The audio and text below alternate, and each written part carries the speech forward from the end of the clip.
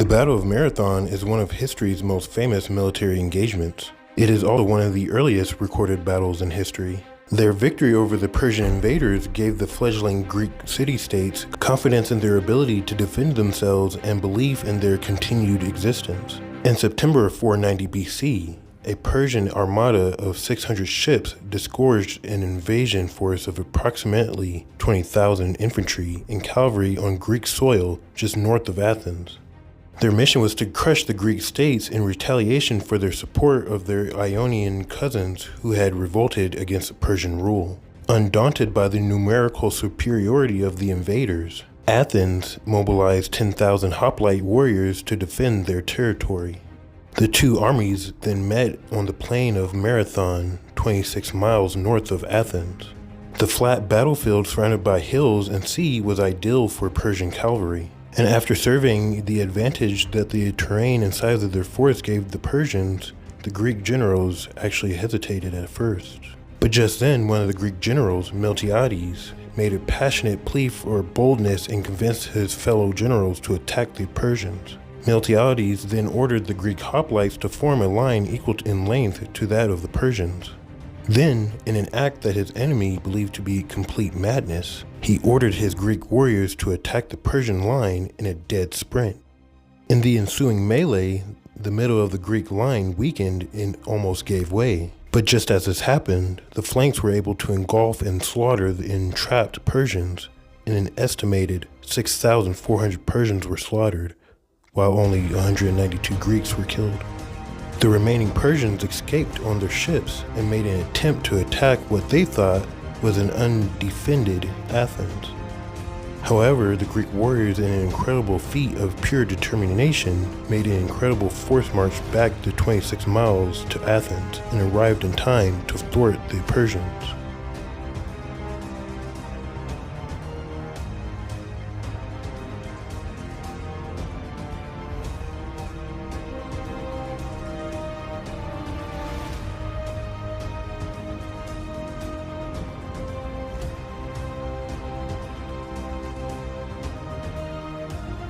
Athenians were drawn up in an order of battle in a sacred close belonging to Heracles, when they were joined by the Plataeans who came in full force to their aid. The Athenian generals were divided in their opinions. Some advised not to risk a battle because they were too few to engage such a host of that of the Persians. Others were for fighting at once. Among these last was Miltiades. He therefore, seeing that opinions were thus divided, and that the less worthy counsel appeared to likely prevail, resolved to go to the pole march, an honored dignitary of Athens, and have a conference with him. For the man whom the lot fell to be pole march at the Athens was entitled to give his vote with the 10 generals, since anciently the Athenians allowed him an equal right of voting with them. The pole march at this juncture was Callimachus of Aphrodinari. To him, therefore, Miltiades went and said, "With you it rests, Callimachus, either to bring Athens to slavery or by securing her freedom, to be remembered by all future generations. For never since the time of the Athenians became a people were they in so great a danger as now. If they bow their neck beneath the yoke of the Persians, the woes which they will have to suffer are already determined. If, on the other hand, they fight and overcome, Athens may rise to be the very first city in Greece. We generals are 10 in number, and our votes are divided. Half of us wish to engage, half to avoid combat. Now, if we do not fight, I look to see a great disturbance at Athens, which will shake men's resolutions, and then I fear they will submit themselves. But if we fight the battle before any unsoundness shows itself among our citizens, we are well able to overcome the enemy. On you, therefore, we depend in this matter, which lies wholly in your own power. You have only to add your vote to my side, and your country will be free. And not free only, but the first city in Greece. Or, if you prefer to give your vote to them who would decline the combat, then the reverse will follow." Miltiades by these words gained Callimachus, and the addition of the pole marcher's vote caused the decision to be favored of fighting.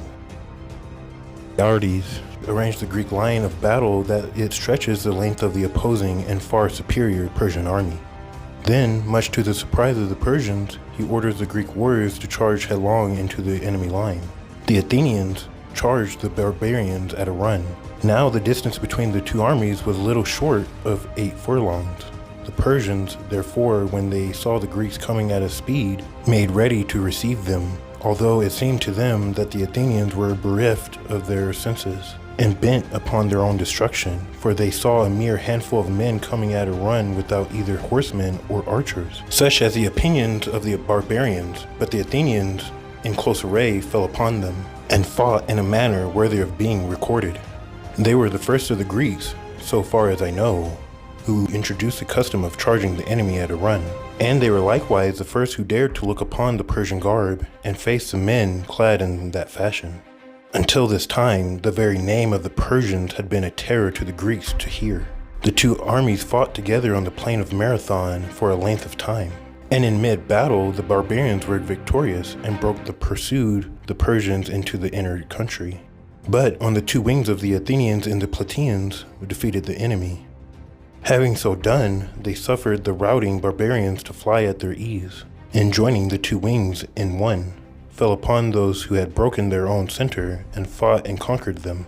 These likewise fled, and now the Athenians hung upon the runways and cut them down, chasing them all the way to the shore, on reaching which they laid hold of the ships and called aloud for fire. The Athenians secured in this way 7 of the vessels, while with the remainder the barbarians pushed off, and taking aboard their train prisoners from the island where they had left them, hoping to reach Athens before the return of the Athenians. The Persians accordingly sailed around Tunium, but the Athenians with all possible speed marched away to the defense of their city, and succeeded in reaching Athens before the appearance of the barbarians. The barbarian fleet arrived, and laid to off Florium, which was at the time the haven of the Athens. But after resting a while upon their oars, they departed and sailed away to Asia.